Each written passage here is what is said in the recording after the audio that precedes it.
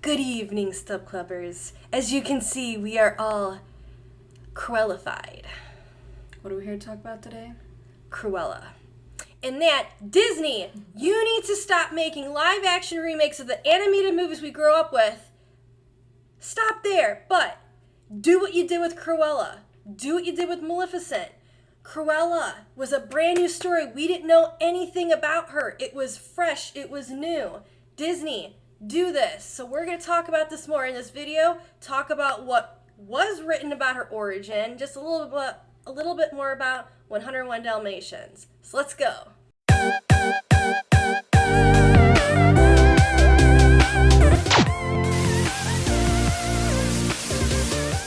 Alright, welcome back, Subclubbers. I'm Julia. And I'm Jennifer. And obviously today we're here to talk about Cruella. As we're not representing her colors enough.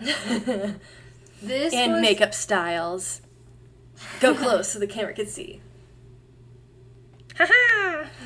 So, Cruella was amazing. As you made the announcement at the beginning of the movie, Disney should definitely do more of these origin stories. When they first advertised for Cruella, I actually was under the impression that they were remaking like the Glenn Close version of 101 Dalmatians. Oh, really? Yes, because I think there wasn't, at least for me, I assume they were filming this, I don't know if they filmed it during 2020 or not, but I only saw very little previews for it. I really didn't research. I wasn't Googling online to look up trailers, so maybe that's why I missed that. But probably. It was a nice, unexpected surprise when I watched it. I'm like, oh my goodness, this is actually an origin story we get to learn about Cruella. I just want to start off by comparing it to Maleficent, actually. Maleficent is another great one where they show us how she was as a child, like being born and growing up. So it all ties in with the original story that we're used to, Sleeping Beauty. And watching both Maleficent and Cruella, they're the villains of these main movies of 101 Dalmatians and Sleeping Beauty, but yet you watch the origin stories and like you feel for them. At least I felt for them. And you just get kind of attached to and you like their character, even though they're the bad guy, because that's what happened with Maleficent, because they actually showed her she had wings. And the king was a kid when she was a kid, and the king, they were like kind of in love, but he betrayed her and cut her wings off. So that's why she became evil and wanted revenge. Okay, so I haven't seen Maleficent, so... It's kind of like when, movies or books, when they then make a prequel and they fill in, that chunk of time before the actual film you're used to seeing, you get that explanation, it all ties together, which is really fun. So Disney's been doing these remakes just back-to-back over the years with Lion King. I think they did Jungle Book. They did Aladdin, Cinderella. They've done a lot of Beauty and the Beast.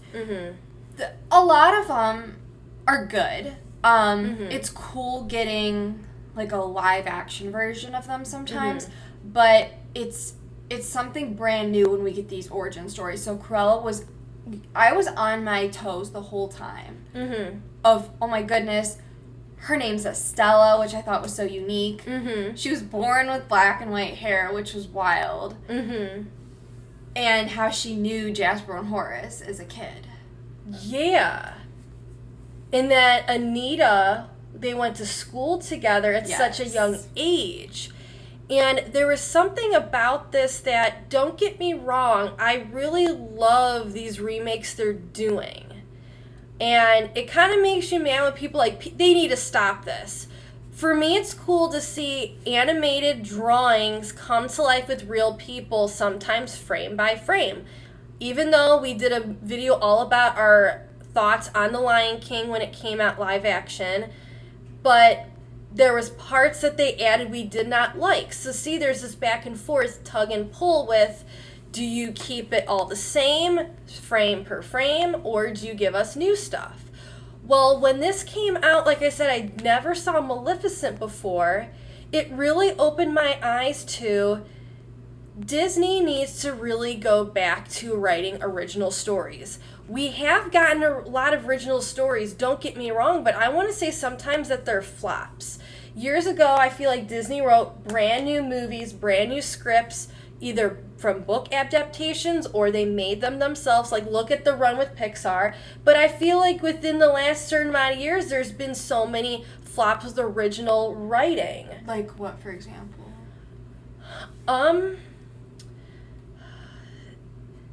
Onwards by Pixar. I felt like that was like a big flop by them. Oh, really? I liked it, but at the same time, like, it is so down on the list, like you would say, almost like the totem pole of what is great, not great. Compared to the classics. The classics. So you're saying, like, some of the new stuff that Disney's writing brand new has been kind of a flop, in your opinion, over the years? I feel like it's not that jaw-dropping awe we would get when we would be watching, like, when Tarzan came out. When, these other Disney movies were coming out that were brand new stories. Yes, some of them were based off of movies. They were based off of books, like children's novels, adult novels. But it just seems like that the original writing is not good. Like, Moana was good. Ride the Dragon. Mm-hmm.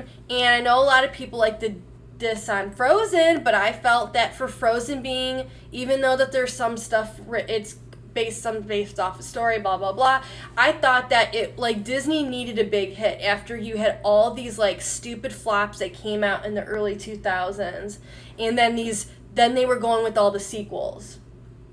When this Cruella, you mean like Mulan too? Yes, all that junk. The straight. That's what I mean. They were. It was not good, and you could say that's happening in the Disney parks. In the Disney parks, it's been a long time since these good original rides came out that are based on original stories, not on IP.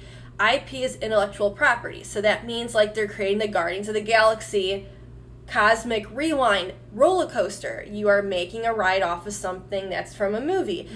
Rather than, okay, when all that stuff came about, we got Jungle Cruise, Pirates of the Caribbean, Haunted Mansion, the Tiki Room. It was these brand new original rides that was not based off of a movie already, but yet a lot of them got movies. So when Cruella came out, it's this fresh story that you could not find some of this stuff in a book to know. Some of the stuff you could say, well, I can go and read the book that came out 40s, 50s, a lot that these Disney people were getting the rights to create the stuff. This was all brand new. So that's why Disney can make they can make such a good roadway going ahead, doing origin stories on more villains. Like, people are saying, what about Ursula? Doing sidekicks. Like, we can have a LeFou movie. We can do these sidekicks that don't get time. Like, look what Disney Plus is doing with Marvel. The sidekicks, the people who aren't getting the main movie screen time are getting their own movies. They can branch out, develop more movies, more storylines, create more interest by taking already established characters in these already well-known, loved movies. Mm-hmm. That would be amazing to see a LeFou movie. Or, like, oh wait, I'd say Gaston, but I think he's dead. He's dead. Yeah, he's dead.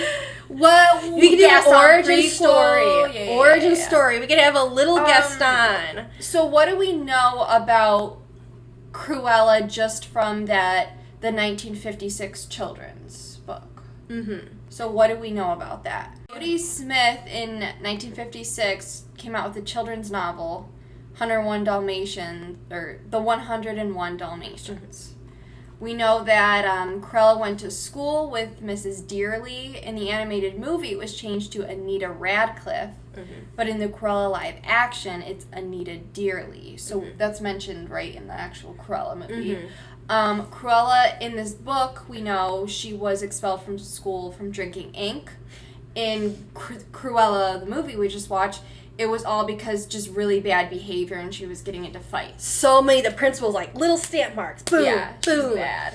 Doing a lot of stuff. She was married to a furrier, that's what I was just calling it. She tells Mrs. Dearly that she kept her last name because she was the only surviving member of her family. The author, Dodie Smith, provides more details on the genesis of Hell Hall, where the puppies were held captive. It was originally named Hill Hall that an ancestor of Cruella's bought the property and shady stuff went down there. And then aside from those anecdotes, Smith doesn't delve into any more details with her backstory for Cruella. Mm-hmm. I like how we get, like... I like how at the beginning... I like how they name her Estella, and we hear that. Mm-hmm. Because it's like her evil... They even create it in the movie. It's like Make sure you're not going off camera. Her alternate persona is Cruella. And so... You know, you kind of get this thing in the movie, like, is she insane? You question it because she has this alter persona, or 1 minute she's Estella, and then she switches her hair back, and then she's Cruella. I thought that was neat. Mm-hmm. And the one thing I wanted to add on is, see, we got some written information in that original book that Disney got the copyright in 1961 to make 101 Dalmatians. Right. But there really wasn't that much written on her backstory. So that's why we're saying that this was such a brand new perspective. What made her snap? There is always something that happens in a person's life that makes them snap. Like you said with Maleficent, the king cut off her wings. And that's the most important pinpointed moment that made her turn and become evil. Because she was this nice fairy in the beginning. She was a fairy? Yeah. And then she becomes, like, all evil and everything. But I like how when we watched, say, the Glenn Close version. Which I love. It's so good. All we've ever known, even from the animated cartoon, was Cruella's a villain. She's bad. She wants to make coats out of them. But how did Cruella become Cruella? And that's why this movie is so neat, because it is all, starts from her childhood, and she becomes an orphan. Her poor mom dies in the beginning, which was, like, tragic. And then these Dalmatians of all dogs came and pounced on her because the woman blew the whistle and went over the cliff. But the thing is that poor Cruella, Estella, thought that she was the one that killed her mother. Yeah. And I think it's neat that they show her, because she's very interested in getting into the fashion industry, and how when she goes and works for the Baroness woman, who, spoiler alert, turns out to be her own birth mother, and the killer of the woman that Estella thought was her mother the whole time. So I thought it was cool how Cruella kind of develops her look. It came from the Baroness, because when we first see the Baroness in one of her parties, she looks like she's Cruella de Vil with what she's wearing. Really? I thought so. It was like the she was wearing the colors. I'm pretty sure. Well, it was all like very white and black and like that type of stuff. Yeah. So when I saw it, and saw the Baroness dressed like that, I just took it as, oh, it looks like Cruella kind of got this evil inspiration from that woman. Like, there was somebody, besides the Cruella we know, there was another evil villain involved in the story. So I thought that was neat. Mm-hmm. And it's the fact that you get to see that Horace and Jasper she met when they were kids. It was right after her mom died. They were living together, which was, I thought, pretty cool. And they had this hustle that they would do. Yeah. But then she was still wanting to be like a fashionista, and that's what she was doing as a kid. She wanted to take her uniform, and she, like, inside it out, had the print on it, all that stuff. But you got to see, like, how she was as a person, then finding out that this other woman who she's been looking up to her whole life, that she got to be in the industry and the job, had this necklace that it was her mother's that was left behind when she died. And it's this whole thing that they go through where that's when Cruella, Estella, that's when she creates the alter ego where she's like creating these big fashion uproaring scenes in the public to get attention. And it's like cool stuff. Like, that's when she's doing the cool makeup. She's doing all these elaborate dresses, and she's always trying to outdo it to get attention. And that's why even, like, when she has, like, the white cloak on, she lights it, it burns up, and this red dress is there to get attention. It was good. There was so much good about this movie, and then just how we found out that from not the butler, it's her assistant or somebody in the company. It was somebody, yeah. That he did all of that. It was that he helped her learn the origin, like the box, and seeing the birth certificate. Okay, so moving on to talking about, so Walt Disney, he acquired the film rights to 101 Dalmatians shortly after the book was published. So 1961, the animated version arrived, and it was Disney Animation Studios' first xerography film. Mm-hmm. So what does that mean? Xerography is a process where they were literally Xeroxing their drawings, because they wanted to come up with a process that they weren't going to have to redraw. Look how many dogs there are in the movie. So they were taking, like, think of if you were around the old overhead projection screens, and you had that cellophane plastic stuff that your teachers would write on. Yeah. And sometimes they would go to the office and actually print out the page of the book so they can project it. So what the animators were doing is they were printing on these pieces of clear sheets, and they were able to make a copy, and that's why you would see, before they did touch-ups, unfortunately, there's a chance now that on Disney Plus, they might have remastered it where they're painting and coloring over stuff where you might not be able to see these details, because the Aristocats also use xerography as well. A lot of those films that look very, very sketchy, and you see all those black marks, that's because it's from xerography. It's a process where they can make copies. Instead of them hand drawing every one, they can just make a copy, use it over and over again, and you would get all the pencil lines, the ink lines. And that was their first one that was very successful.